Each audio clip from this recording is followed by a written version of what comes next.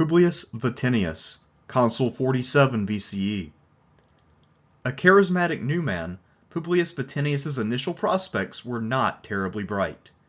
Not only was his wealth comparatively trifling, but he suffered from scrofula, a disfigurement which earned him a great deal of derision throughout his career. The turning point for Vatinius was his decision to cast his lot with Gaius Julius Caesar in the First Triumvirate in 59. That year, Caesar so completely dominated the Senate and overrode his colleague Bibulus that wits referred to it as the year of Julius and Caesar. Most of the legwork and enforcement fell to Vatinius, who as tribune enforced Caesar's will and controlled the streets. However, Vatinius also advanced his own interest, much to Caesar's chagrin, and the two men do not seem to have enjoyed nearly so much personal closeness as their long and deep political relationship might seem to imply. In the 50s, Vatinius remained active, holding a praetorship in 55 and having a number of memorable court battles, including 2 occasions where he was the defendant. Already a legate in Gaul when the Civil War broke out, Vatinius stuck with Caesar, serving with the army in Greece before taking command of the remaining Caesarian fleet at Brundisium. Here, Vatinius would fend off an attack by the Pompeian fleet, now under Decimus Laelius, before saving Illyricum from Marcus Octavius and his band of survivors from Pharsalus.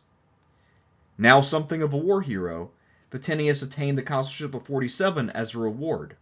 He also performed important if unglamorous work during the African War, securing the Caesarian fleet with almost no losses.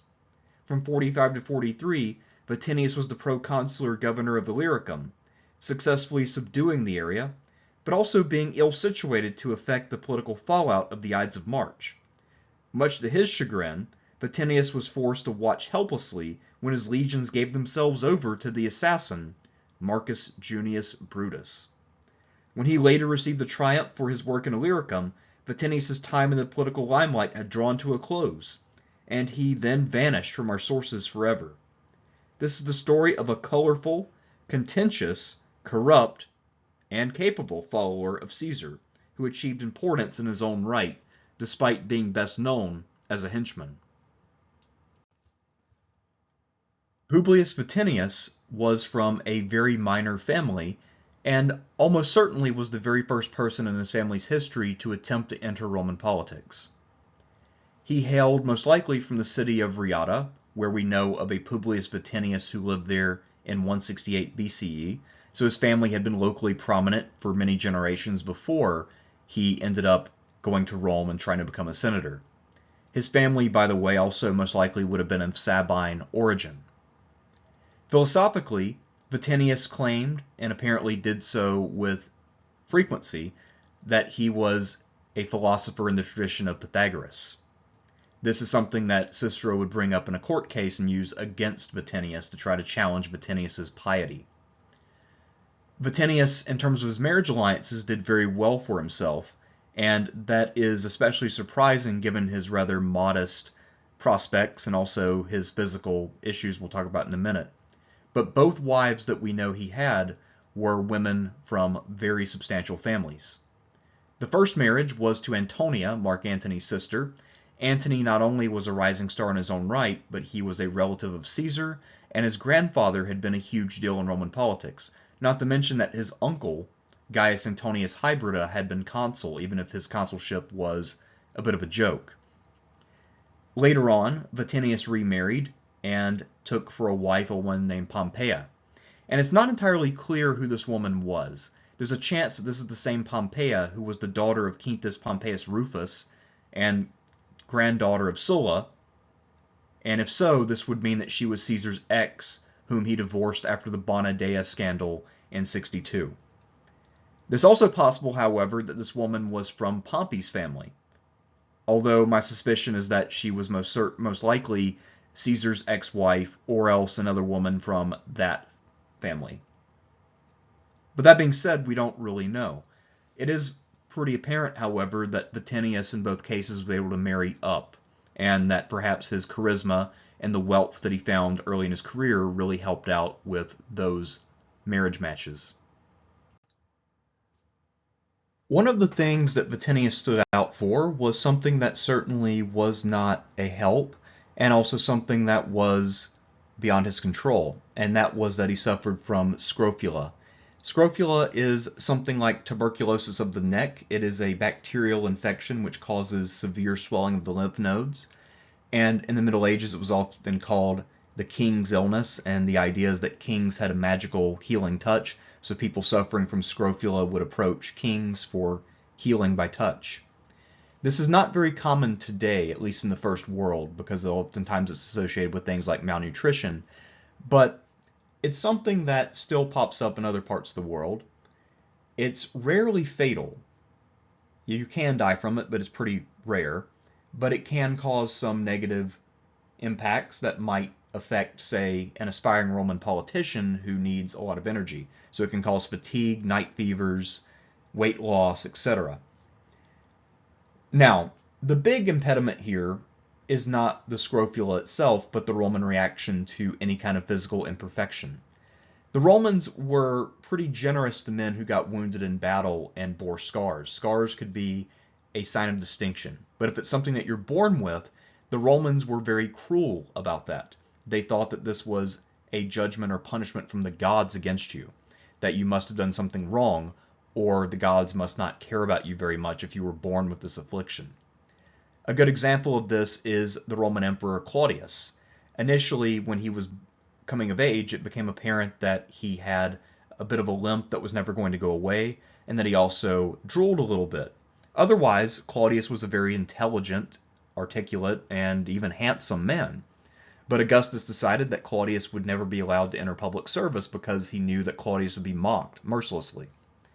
And so Vatinius, by deciding to show up anyway with scrofula, made a pretty bold decision, and he definitely took a lot of flack from it. In fact, almost every reference that we have to him, especially the ones from Cicero, tend to bring this up, and to bring it up in a mocking way rather than a sympathetic one. It's also worth mentioning that when you have scrofula, even when the swelling goes down, it often leaves really bad scarring around the neck. So even if he did get better from this, he would have still been very scarred in ways that were easily visible. Among the other insults that Cicero hurled at Vatinius in court in 56, perhaps the most personal and petty was that he said of Vatinius, quote, "like a serpent from its hiding place, with protruding eyes, with bulging neck and swollen throat." And so Vatinius's appearance was often mocked.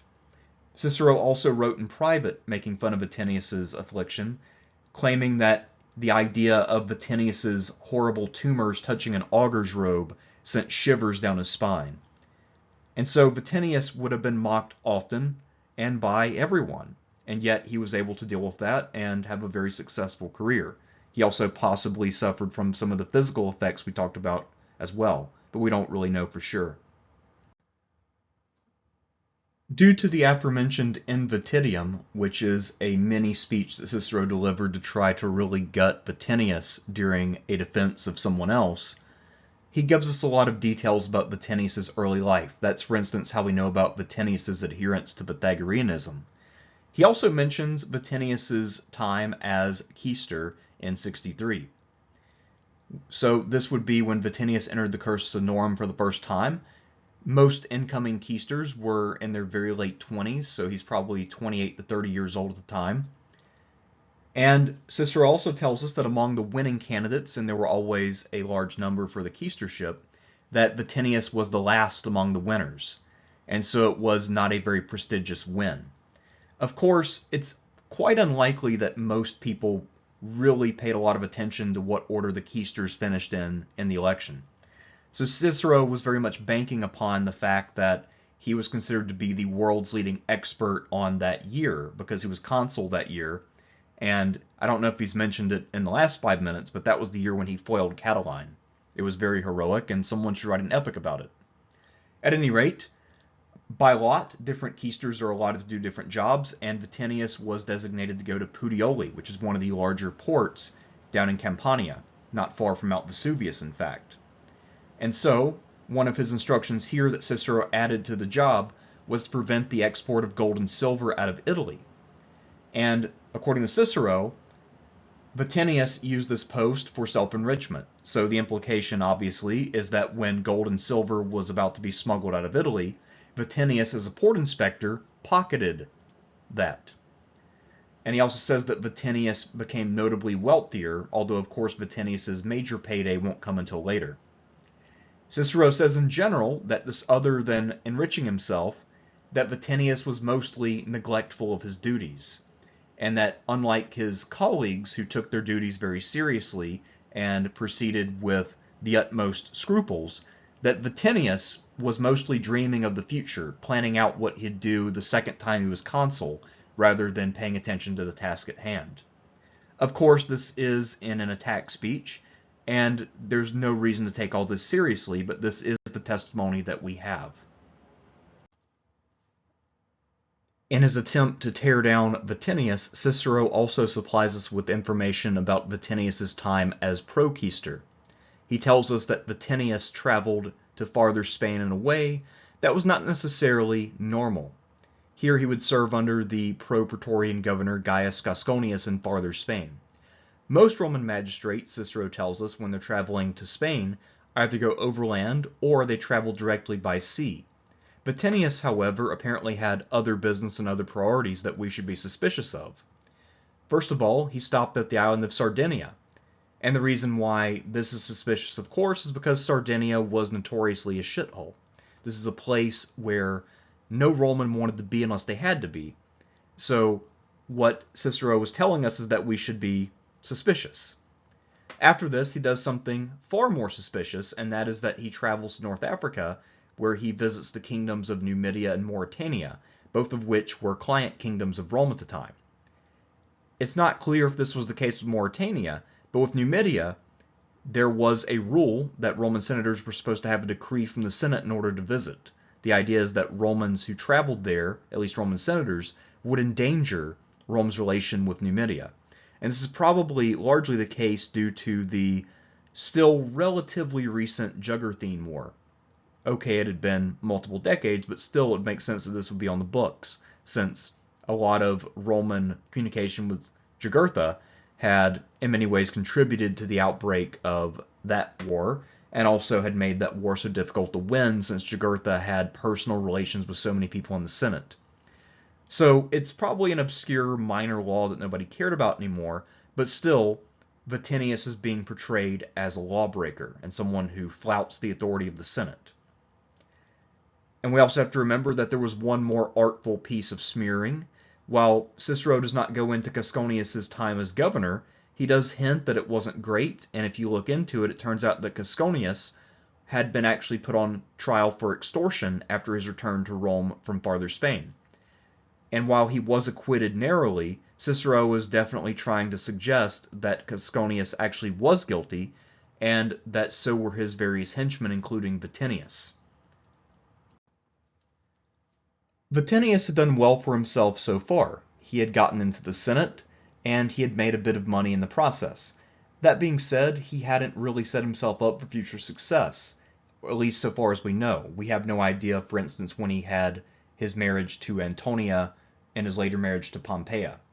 That being said, his big break would come with the formation of the First Triumvirate. So by late 60, Pompey, Crassus, and Caesar had decided to create a new political bloc in order to try to overcome the obstructionism of their various foes. Each one of them had his own motives for entering into this alliance. Caesar had been bitter enemies with Cato for a while now. He also had a bitter enemy in Bibulus, who was in his sort of cohort in terms of age. And these men were now firmly calling themselves the Optimates and trying to stymie the careers of anyone they didn't like, and both of them had a visceral hatred of Caesar. Many of the older men in Rome shared those feelings, especially because Caesar had managed to win the election for Pontifex Maximus a few years earlier.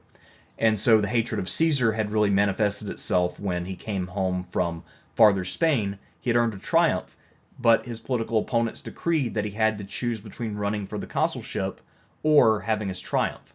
So either he doesn't get to celebrate his achievement, or else he has to lose the momentum that he just earned that might help him get elected. And so Caesar had decided to forego his triumph in order to run for consul. He was still bitter about it, however. As far as Crassus was concerned, he had been at odds with Pompey for a long time, especially since 70, when they had been consuls together, after Pompey had largely stolen all the credit for putting down Spartacus's revolt. But despite the fact that he had hated Pompey for a while, he realized that his interests were in working with Pompey, because now his patronage of various equestrian business endeavors was being endangered by the Optimates too. They actually wanted to limit the amount of extortion of the provinces that governors could do. And for Crassus, that would have been a problem, since allowing such things was a big part of his political coalition. And so Crassus now needed allies to make sure that this continued to be the case. As for Pompey, he had the biggest needs of all three of the men. He had recently added an immense amount of territory out in the east, and he had made a number of provisional treaties he needed to get ratified in terms of setting up alliances, borders, bringing in new provinces, etc. And that was all pressing, but what was even more pressing is that Pompey had a number of men who were waiting for demobilization. And it had become standard since the time of Marius for discharged men to receive bonuses of land and or money. And these were supposed to come from the Senate, but so far the Senate was determined to slow down Pompey's prestige by denying his proposals. And so this was putting Pompey in an awkward spot where his men were becoming discontent and where he really didn't want to have to resort to force to make things right with his men. And so the three of them combined forces to force through legislation and end obstructionism. One of the key people they picked up when they formed was the tribune-elect Vatinius. Vatinius would advance their interest and make sure that things went according to plan, but it was also understood by everyone that Vatinius had his own goals and that he was going to achieve those, and they would be wise to help him along while he did so.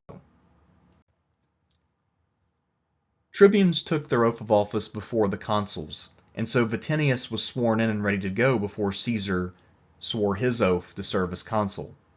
Upon taking his oath of office, Vatinius announced in no uncertain terms that during his time as tribune, he would absolutely not allow augury to be used for the purpose of obstructionism. And this was a somewhat unexpected announcement.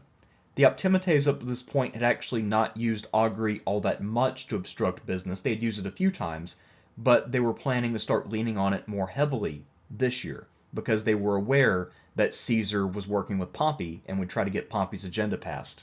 And so apparently Vatinius had some inside knowledge of Optimate political planning. We have to remember that the walls in Rome were always porous and people were always listening. Partly this is because arrogant Roman aristocrats rarely thought of keeping their voices down or being subtle when they were in front of, say, poor people, women, and slaves. And so espionage was alive and well, and it's no surprise that Vatinius knew all about what they were planning to do well ahead of time. And unlike a lot of politicians who make promises that they have no intention to keep, Vatinius did in fact keep his word and made Bibulus' life a living hell. So Marcus Calpurnius Bibulus was Caesar's consular colleague, and he often attempted to cancel public business due to signs that he saw as an augur. And when he did so, Vatinius would drive him away with violence. So on a couple of occasions, Bibulus was chased to his home by Vatinius and an angry group of people. We have to remember, too, that tribunes are sacrosanct, meaning that no one could try to fight Vatinius without being impious. Later, Bibulus decided to obstruct from home. So he decided to try to telecommute in a way. So he started to publish his findings from home about various omens that meant that public business needed to be canceled. And so Vatinius, seeing this as a major threat and a legal liability, in case later on everything was declared illegal and illegitimate, decided to go all the way to Bibulus' house with a mob, drag him from his home, and beat him up. Fortunately for Bibulus, the other 9 tribunes thought that this was going too far, and they saved him. After that, Bibulus was sufficiently cowed for this year's consulship, the consulship of 59, to truly become the consulship of Julius and Caesar. So it's worth noting, of course, that the dirty work, almost all of it, was performed by Vatinius. Caesar had a number of other helpers, but Vatinius was by far the most prominent and, dare say, important. Publius Vatinius was a major player in the so-called Vedius affair. By way of recap from a previous video, Lucius Vedius was a famous informer, someone who would come and give testimony about the misdeeds of various senators in order to gain attention and money. It was a known phenomenon to provide testimony for pay. And so Lucius Vedius was one of the best known people doing that. Back in 63, he had come to the attention of all of Rome by naming a number of people he said were associated with the Catilinarian conspiracy, the most prominent of whom was Julius Caesar. It's worth noting, by the way, that Julius Caesar was nearly murdered as a result of those accusations, since Cato the Younger got the Senate really fired up at a meeting, and Cicero had to work very hard to shield Caesar from the wrath of some very angry senators. And so, Vedius reappeared in 59 with a slate of new accusations, including one against Marcus Junius Brutus, and Caesar and Vatinius then had him arrested, and they held a contio together. Contios are called by the tribunes, or I should say contiones, that's the correct plural, and these are public meetings where the people can hear speeches, and where the tribunes can address the people and also summon other officials to address the people. So it's kind of like a public fact-finding meeting. And so here, Vatinius had Vedius deliver his various accusations. Caesar was also present at this meeting. And it appears that Caesar and Vatinius between them were now pulling the strings and giving Vedius his marching orders, because conspicuously absent in the new list of suspects was the aforementioned Brutus. And this is because Brutus was the son of Caesar's long-term mistress, Servilia. And so he's no longer going to be a suspect. Meanwhile, an old enemy of Pompey, Lucius Licinius Lucullus, was added as one of the suspects. And these are, of course, people being suspected of plotting to kill Pompey.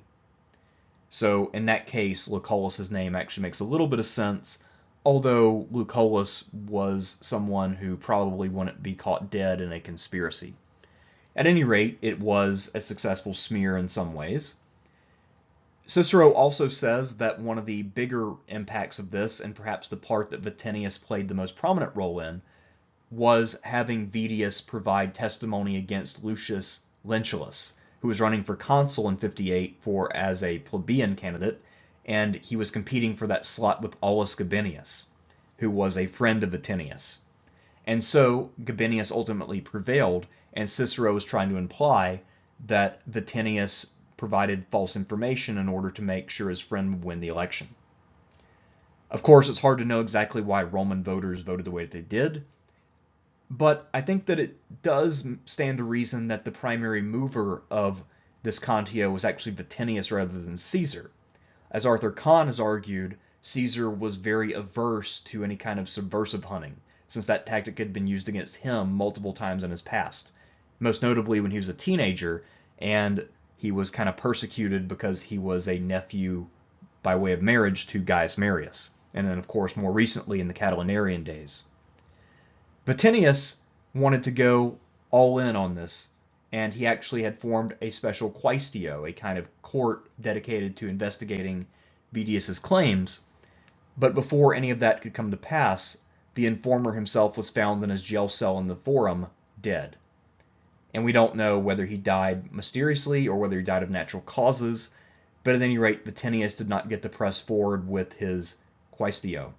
And so the Vedius affair became an obscure footnote, but it is one that seems to be an instance of Caesar appeasing his tribune as a way to repay him for the political violence that he was providing. In more conservative political circles in Rome, the year 59 was one of the most notorious consulships in Roman history, and that's because Caesar rode roughshod over his colleague and all the opposition, and passed a massive raft of legislation. And he couldn't have done this without the help of the friendly tribune Publius Vatinius. In fact, Vatinius was crucial to passing a lot of these bills, not only because he kept Bibulus from interfering due to obstructionism, but he also would take things directly to the people when they failed to pass through the Senate. And so, between them, Caesar and Vatinius were able to pass almost everything on their agenda. The most notable things being the settlement of Pompey's veterans, the eastern settlements, and the 5-year command that Caesar wanted in Cisalpine Gaul and Illyricum. So that would actually be the Lex Vitinia, where the people gave Caesar a special 5-year command. That being said, we know that Vatinius got things from this arrangement aside from being a prominent member of the Senate. Later, Caesar would complain that Vatinius, as tribune, exacted a price for everything that he did. And so Caesar had to give and take with Vatinius in order to get all these things done and to keep Vatinius on the ball. So there's a pretty good chance that what Vatinius wanted included the Vedius Quaestio, and also to enrich himself while his colleagues looked the other way. Cicero would claim later, of course, in his attack speech, that Vatinius, as tribune, emerged as wildly wealthy, whereas before he was quite poor. And of course, Cicero says the only way that this could be the case is through blatant corruption. And if this is true about Vatinius's wealth, then Cicero's actually right, because this would have been an instance where Vatinius could have gone and used his position to take bribes from other people. So perhaps some of the laws that he put forward, he did so after receiving monetary compensation. And most likely Caesar had to look the other way, or perhaps even purchase these services. We don't really know exactly what the mechanism was, and Cicero didn't either. He was just kind of throwing out accusations based upon the fact that Vatinius went from one level of wealth going into office to a much higher level of wealth leaving it. And thus he infers what must have happened and leaves it to his audience to kind of figure things out for themselves. Even before Caesar set out for Gaul, his enemies were crowing about the legal cases they were going to bring against Caesar and his allies. The proconsul would have immunity so long as his command in Gaul lasted, and he offered legateships to a number of people who might also be in legal trouble, because while in office, you're not eligible to be prosecuted. And so this was a form of immunity that Caesar and a number of his followers took advantage of. Vatinius could have done that, but instead, for reasons that are entirely unclear, he decided to remain in Italy and face the charges head on. Perhaps he thought that he hadn't done anything wrong, and that he would win the case easily. And maybe he thought that if he did win the case easily, since he was clearly the most guilty of political violence, that this would free up Caesar and the others from any kind of ramifications. But apparently he calculated incorrectly, because the trial, as it started, began to go very poorly for Vatinius. And so what he did is he claimed as a pleb to being abused. So he appealed to the tribunes, especially to Clodius, to intervene. And Clodius, newly a plebeian and tribune of the plebs, intervened to prevent Vatinius from being oppressed. And so this was a novel defense strategy, but effectively what happened is that Clodius threatened the court with force, the court broke up, and Vatinius went free. And despite the fact that Vatinius was still around in Rome for most of the decade, and that the court trial had not really gone anywhere, no one really tried to pick the case up again, perhaps out of fear of Clodius. Or perhaps Vatinius had found a very clever loophole, that if a court case gets thrown out or canceled for whatever reason, that it can't be brought back up. At any rate, he had saved himself, but also had not set any kind of precedent, so prosecution still hung over Caesar and others like a cloud. That being said, Vatinius had survived something that could have been politically fatal if it had gone the wrong way. And again, he had done so in a pretty novel way by having Clodius come out and break up these proceedings. Despite having narrowly escaped a prosecution just a couple years before, Vatinius remained active in the courts. In 56, he decided to serve as a prosecutor in the case of Publius Cestius. Cestius had been tribune in 57, and his actions had been displeasing to Vatinius and some members of the First Triumvirate. Defending Publius Cestius was the greatest orator in Rome, Marcus Tullius Cicero. And we're not sure exactly how, but things quickly got heated between Vatinius and Cicero, both of whom were known to have a bit of a temper, and in the case of Cicero at least, he was known to have a very sharp, biting wit. At some point, things got less than cordial, and this led Cicero to take a break from his defense of Cestius to deliver in Vatinium, the famous attack about Vatinius and his character. This is where we got that famous quote about the scrofula. This is also where we got a lot of details about Vatinius' early career, including his time as quaestor, his actions as tribune, and a lot of other things. But we also get some other insults and facts along the way. For instance, recently, Vatinius had tried and failed to run for the aedileship. And so Cicero mocked his electoral failure and tried to imply that much of his motive for going after Cestius is due to jealousy, since Cestius had been more successful up to now. He also spoke with horror about the fact that Vatinius had successfully become an augur.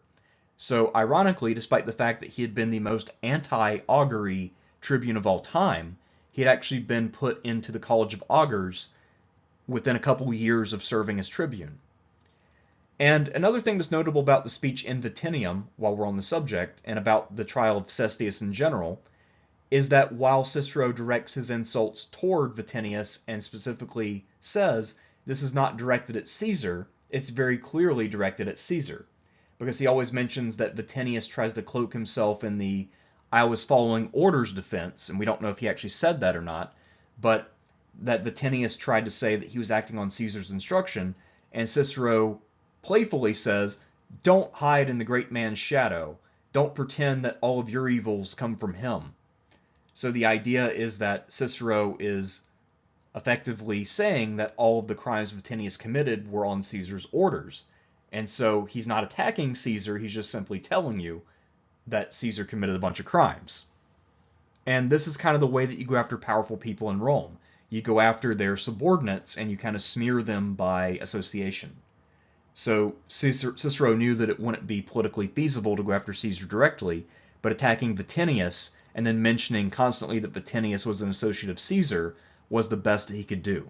And so that was really the context of In Vatinium.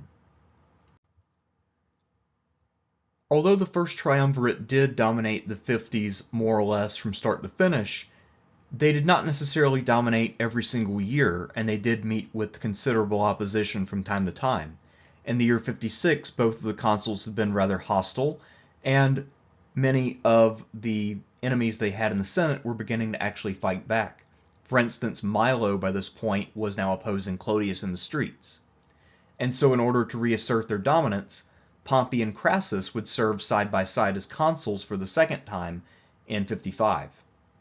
They had served together back in 70. Things had not gone well because they had been at odds at the time, but now they were serving as a kind of unity ticket in order to try to bring some harmony and greater control for their political bloc. One of the people they chose to be an enforcer for their regime was Publius Vatinius, who was elected praetor that year.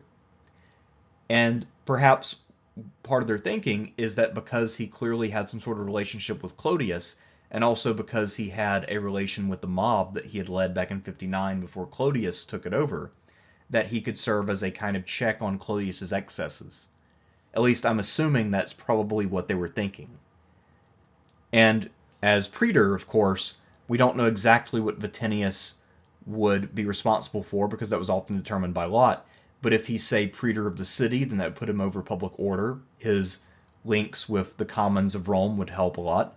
Or if he were a praetor in the courts, that would obviously be very important for the triumvirate because he could then help to steer a lot of cases. So Vatinius as praetor was a major asset. In terms of how he got to be praetor, apparently that involved a good deal of bribery. Supposedly he had to really bribe a lot of voters to get elected.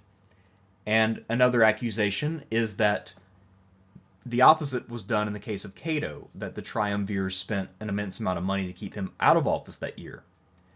And so perhaps by implication the idea is that Vatinius might have barely squeaked in, and that by barely squeaking in, he's the one who actually kept Cato out of office. And so that created a lot of tension, and this would lead to yet another court case involving Publius Vatinius, once his praetorship had expired. The promised lawsuit materialized in August 54, and the chief prosecutor was Gaius Licinius Macer Calvus, a rising star in the Roman law courts. In fact, Calvus was known to be one of the most eloquent men in all of Rome, and he was seen as a fitting opponent for even Cicero and Hortensius.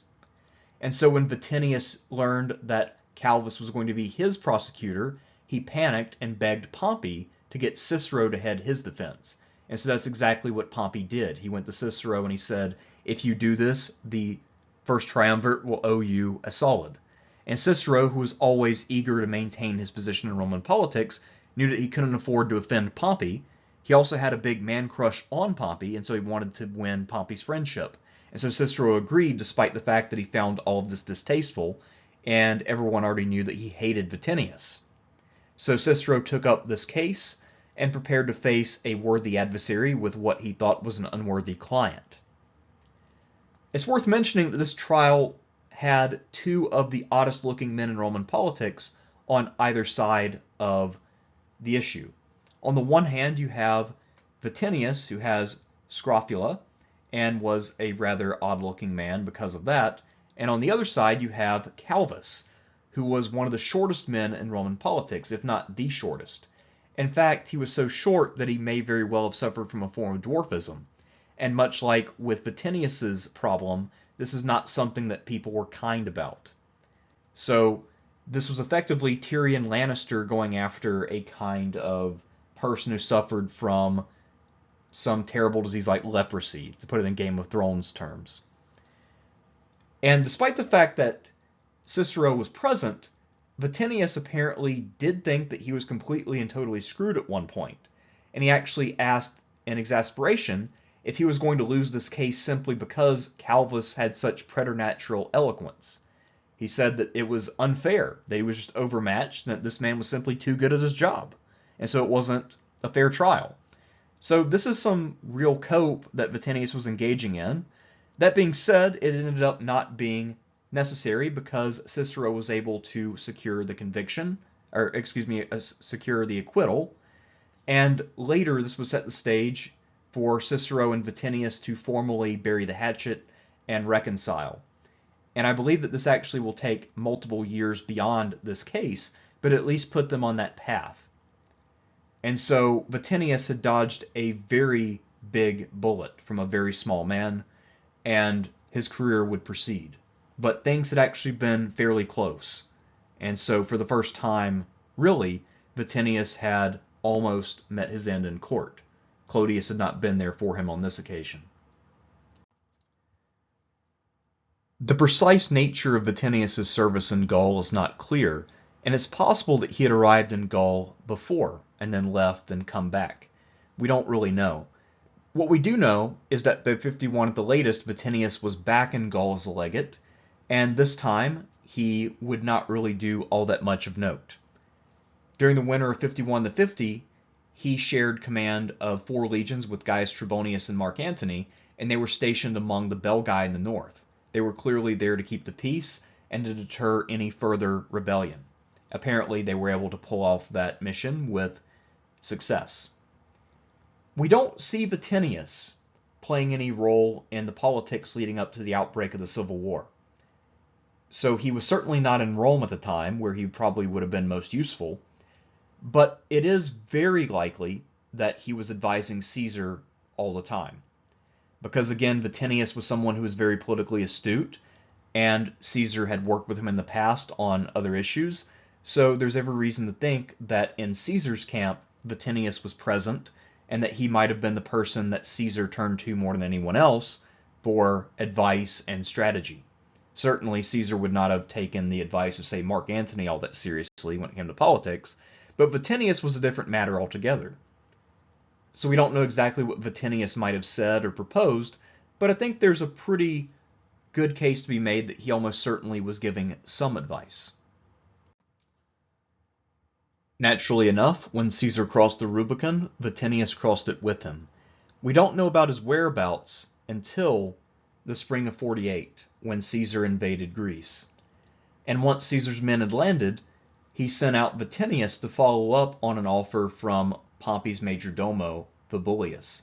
So Caesar had pardoned Vibullius twice already, and then told Vibullius to propose peace to Pompey. And to make sure that Pompey got the message, Caesar sent Vatinius in order to put pressure on Pompey by making the peace message popular with Pompey's troops. Vatinius was chosen not only because he had the common touch, but also because his voice was famously loud. And so Vatinius approached the Pompeian lines, presumably under a flag of truce, which would make him a messenger, and also mean that he is officially protected by the god Mercury, the god of messengers. And so Vatinius came to their lines and talked about how honor had been satisfied, both men had given as good as they had gotten, and it was time to make peace in the interest of all Romans. Well, the Pompeians apparently thought that he spoke well and that he spoke convincingly, and one of the legates who happened to be present agreed that someone would come and meet with Vatinius or Caesar the next day. And so Vatinius came back the next day. Many of the Pompeians were open to what he was saying, and apparently he was mixing it up with his old colleague Titus Labienus. But then Labienus showed his true colors by having his men fire on the Caesarians. And several Caesarians were wounded, and this turned into a bit of a disaster, with Labienus famously saying, "The only peace that's possible is one that involves Caesar losing his head." Vatinius, of course, was not wounded because he always escaped unscathed, but it does mean that the Pompeians actually had violated the norms of diplomacy. And so Vatinius, who had made a big case out of how the Romans always received messengers and talked, even if they were dealing with bandits, he had been sort of upstaged by Labienus's resort to violence. Although, of course, this episode in Caesar's commentaries would actually not play well for Labienus or for the Pompeians, because it made them look brutal and like they did not adhere to moral norms. It also meant, of course, that along with the massacre of some of the ship's crews that had been captured, that Caesar was able to paint a very distinct picture of the Pompeians as being barbaric. Once Vatinius's parley failed, he went back to Brundisium to assume command of the fleet there, and this would mean that he was now tasked with providing logistics to Caesar in theory, although this fleet had been much reduced due to some earlier naval losses at Oricum and Lissus. So Vatinius's fleet at Brundisium was not terribly well equipped, and that was going to be a problem very soon, as the Pompeian fleet, by contrast, had not known a defeat yet. It's very likely that a number of the Pompeian ships were emptied out and their men were sent with Pompey's army. That being said, Decimus Laelius did maintain an actual fleet in the Adriatic, and he was intent upon using it to harm Caesar's interest. So some portion of the Pompeian fleet under Decimus Laelius arrived at Brundisium, and the goal was to try to constrict movement out of the harbor, perhaps even taking Brundisium and threatening Caesar in Italy. We're not sure exactly how ambitious all this was. It appears to be mostly an attempt to bottle up and divide the Caesarians. Laelius had a fairly wise tactic of bottling up the harbor by occupying the island right outside of it. This would serve as his major base and a way to take his ships and put them on land to keep them dried out and to keep them from being waterlogged. So Laelius's move was to seize this island in the harbor. This is kind of like the equivalent of attacking Charleston and occupying Fort Sumter. So it's a pretty good opening move. At the same time, though, Vatinius did not feel defeated, and so he decided to have a two-pronged strategy. First of all, he wanted to challenge Laelius's fleet. And so he actually outfitted some small boats with things like makeshift rams and decks to allow fighting on the decks, and he went out to challenge Laelius. And although his ships were small and ill-equipped, Laelius mostly was unwilling to try conclusions with Vatinius. Although one of his ships did get ahead of the others and charged in, thinking that it would easily prevail. And this happened to be the heaviest ship of the time, the Quinquereme. This Quinquereme ended up being lured in, isolated, and captured. And I presume this is the same Quinquereme that Vatinius will later take up to Illyricum. The other thing Vatinius did was to prevent Laelius from foraging. He knew that Laelius would need to get water from the mainland, and so he decided to prevent that or make it much, much harder. So what he did is he stationed cavalry around the harbor entrance and along the coast, and they were stationed every several meters so that way they could concentrate and drive off any foragers. Laelius was also someone who was resourceful, and what he organized was the importation of water all the way from Corcyra and Dyrrhachium. He was actually shipping fresh water across the entire Adriatic to support this operation. However, this could not last forever, and despite Laelius's persistence, he eventually did withdraw. It's not clear whether he did so before the news from Pharsalus arrived, or whether he did so after it became clear that the Pompeians would have to evacuate Greece. But either way, he did eventually leave, and Brundisium was now firmly in Vatinius's hands. It's also very likely, by the way, that during that battle with the Quinquereme, this is when Vatinius must have taken the injury that we learn about in the commentaries later on. Caesar shocked the world by winning the Battle of Pharsalus. He had gone into the battle at a massive disadvantage, and he had very literally turned the tables and changed the course of the entire war by routing the much larger Pompeian army. That being said, while this was a stunning victory, it was not necessarily predetermined that it was in fact decisive, and that's because there were many refugees from the battle who got away. The biggest group of these refugees was led by a former aedile named Marcus Octavius, and he led the men back to Illyricum, where he had previously held a command. And so rallying these Pompeian survivors and then talking with local leaders in Illyricum who were favorable to his cause, he was able to create quite a stir and to begin threatening the integrity of the province. The governor at the time, Quintus Cornificius, was outnumbered by this new force, and he also had to deal with hostile Illyrians. So Cornificius wrote to nearby commanders for assistance. The first person to arrive on scene was ordered there by Caesar himself. Caesar was afraid that Octavius's army would then grow into a real army, either in Illyria or perhaps over in Macedonia. And so he sent Aulus Gabinius with 2 freshly raised legions out of Italy. This would bring the total up to 4 if those 2 forces were to unite. However, Gabinius, despite having a very positive military reputation up to that point, failed in stunning fashion and was forced to take refuge in the city of Salona.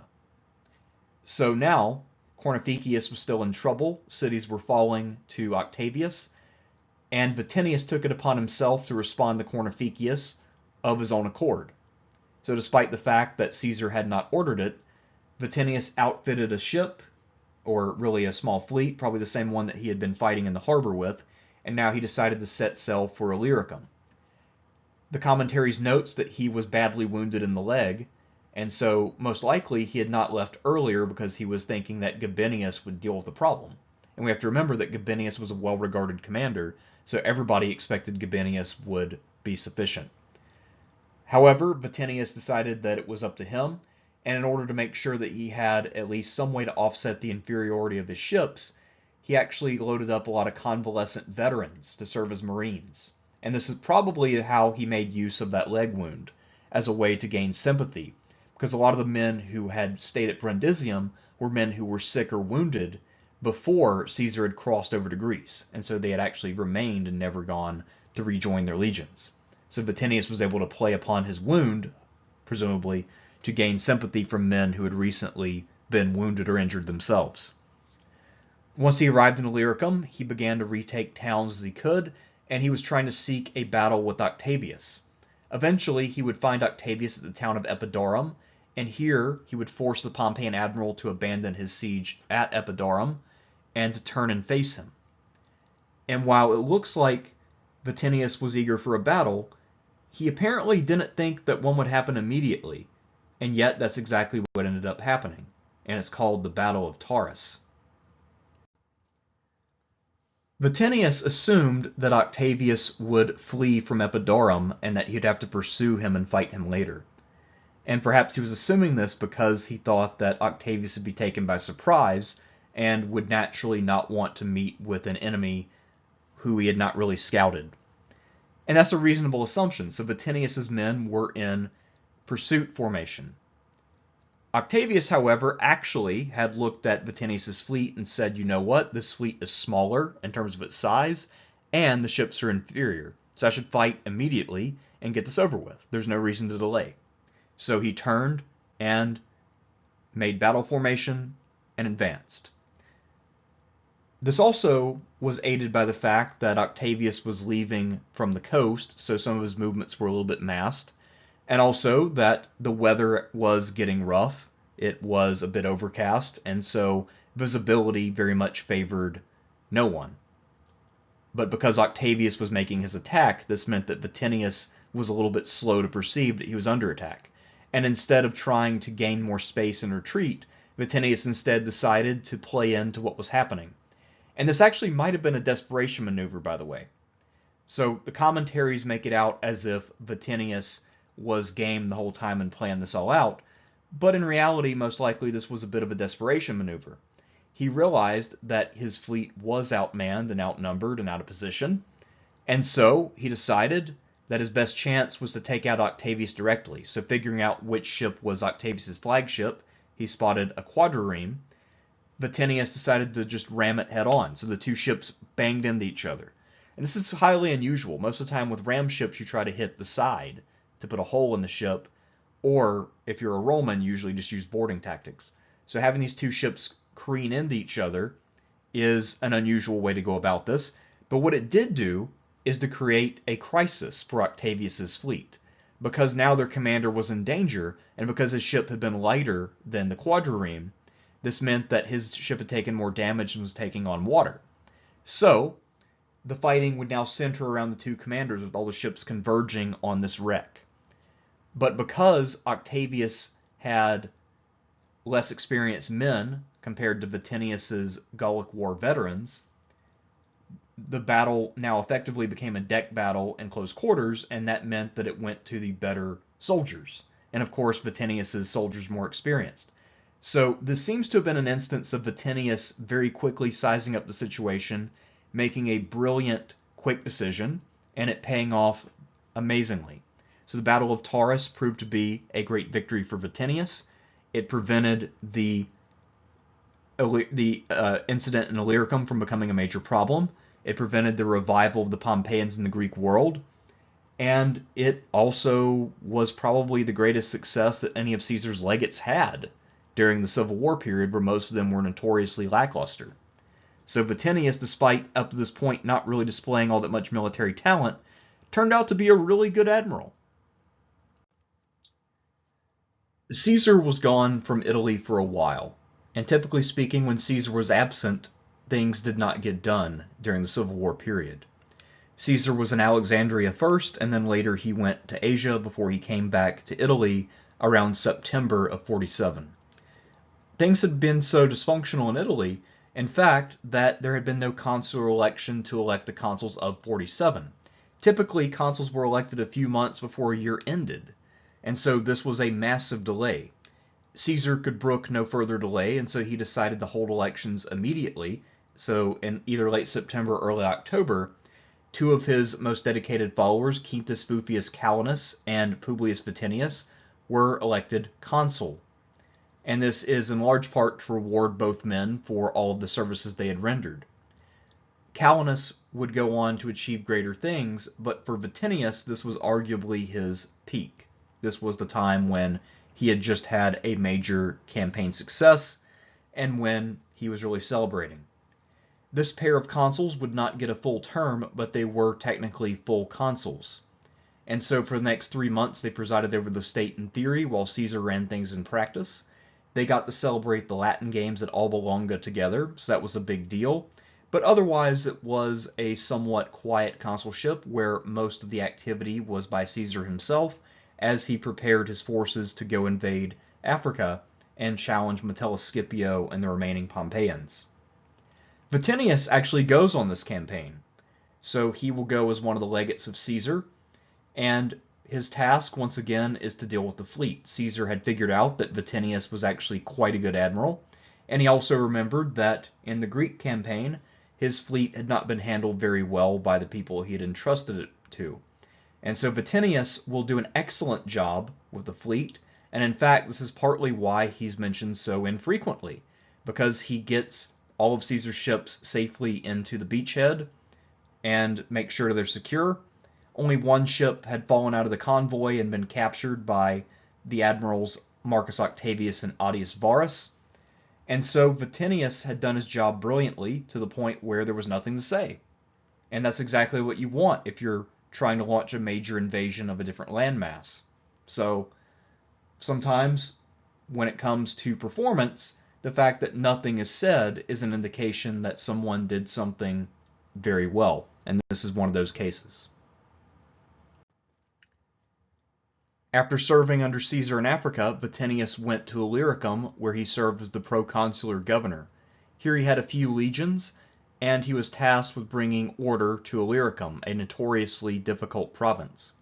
Of course, it probably helped that he had some prior experience in the area during the lightning campaign he had conducted to relieve Cornificius. Nonetheless, a number of people among the Illyrians were still unfriendly to Rome, and so Vatinius had his hands full. We know that he was militarily active, but we just don't know any details. And he must have been reasonably successful, although again we don't have any indication that he fought any huge pitched battles. But he must have fought at least a few smaller battles. After the Ides of March happened in 44, Vatinius decided that he needed to extend his time in command because it was an uncertain environment. He didn't know who else the assassins might be targeting. And many of the assassins were people who had denounced him in public before. Because remember, Vatinius was deeply associated with the events of 59 that the Optimates were still very bitter about. And so Vatinius was fearful that he might be next. And so he decided to hang on to his command. However, events ended up overtaking him because Marcus Junius Brutus went to Athens supposedly to study philosophy, but then put up his banner and started to win over different areas and formations. One area he took over was Macedonia. Another one was Illyricum, where he managed to suborn the legions of Vatinius. So in January this happened, and then in February letters arrived in Rome where Vatinius was complaining and Brutus was announcing that the legions had declared for Brutus. So presumably before 43 got much later, Vatinius had come home in somewhat of a foul mood, one has to imagine, and he had remained in Rome thereafter. Eventually, he would be rewarded for his service in Illyricum by celebrating a triumph on July 31st of 42, but for the most part, his position had been vastly undermined by the loss of his legions, and so he would never again be a major figure in Roman politics once his triumph was over. After his triumph in 42, Vatinius fades from the pages of history. We don't know what the man was up to, and the natural presumption is that he must have died.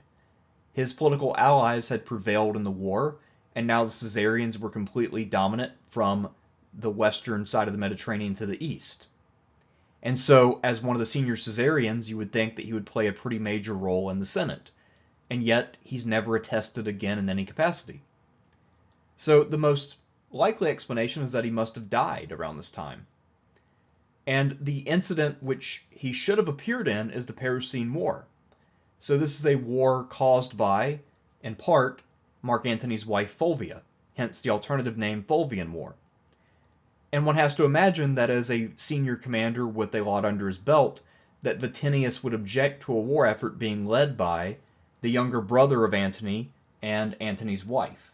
So Vatinius would have certainly stepped up and said something, or made himself a factor in such an equation, but he didn't. And that's odd unless we assume that he's dead. The other possibility, though, is that Octavian had given him a triumph on the understanding that this was his last hurrah, and that his time in Roman politics was over. We know for a fact that Octavian did something exactly like this with Lepidus. So Lepidus was the third triumvir, and he had agreed to govern Rome while Octavian and Antony went off to fight at Philippi. And when Octavian returned to Italy, he informed Lepidus that he had legions, Lepidus didn't, and that Lepidus would now serve as governor of Africa and keep his mouth shut, while retaining the title of triumvir. And so we know that young Octavian could be aggressive and opportunistic, and that such an action was not beyond him. So there is the possibility that Vatinius was forced into an early retirement by Octavian. But at the same time, it's still more likely that Vatinius was simply dead, simply because Vatinius's old colleague Calenus was holding a major command in Gaul at the time. And so Octavian had not really silenced or sidelined anyone so far, as we know, except for Lepidus. But at any rate, we can't really say anything else about Vatinius for now because, again, it seems that he has passed away. If Rome's political history had been written not by wits but by literalists, then 59 would probably be remembered as the year not of Julius and Caesar, but as the year of Caesar and Vatinius, since Vatinius was largely responsible for much of the legislation that the First Triumvirate required.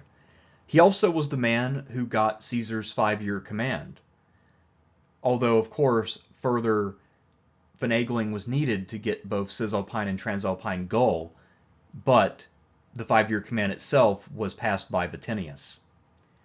Vatinius's characteristics were more than enough to overcome his scrofula and make him a major player in Roman politics for about 2 decades. He also had a great deal of talent. There is sort of a belief that many of the people around Caesar, and also many of the people who are partisan hacks in general, tend to be rather unintelligent and unimpressive. That being said, Vatinius, while he was a partisan hack, was actually someone who was quite capable and clearly had a lot of different talents. Militarily, although he didn't get that many opportunities, when he did get opportunities, he shined, and he clearly was tough. He fought while wounded at least once. He faced fire for Caesar on a number of occasions, and clearly, despite his physical appearance, he was charming enough to impress most normal Romans. He was very popular among the people. He had a lot of charisma, at least when dealing with commoners. And so Vatinius overall was a man for all seasons, someone with a very well-rounded skill set. In particular, the most notable thing that he did was his work in 47 as a legate, where he not only saved Brundisium from an enemy fleet, but then bailed out Illyricum. And the upshot of all this is that he prevented Pompey from renewing the cause in Greece again. So the Pompeians were now confined to Africa. And then later on, of course, they spread to Spain.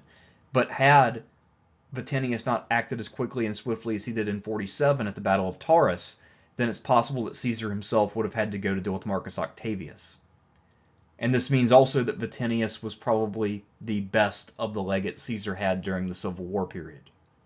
Most likely he didn't make more extensive use of Vatinius earlier because he knew that Vatinius was self-serving and highly ambitious. So perhaps Vatinius actually held back his own success some because Caesar, I don't think, ever fully trusted him, at least not until fairly late in his career. Of course, one of the other significant things in Vatinius's legacy is that he had a famous failure. When he was governor of Illyricum, his 3 or so legions all declared for Brutus and formed part of the backbone of Brutus's army that would fight at Philippi. And we're not sure of the exact details of how Vatinius lost his men to Brutus, but still it is a failure and something that gave life to the assassins. This also may have very much diminished Vatinius's standing, and this might be why he faded from prominence so quickly after his departure from Illyricum. But however things played out, and whenever he might have actually died, it remains the case that Publius Vatinius is one of the most interesting men of his era.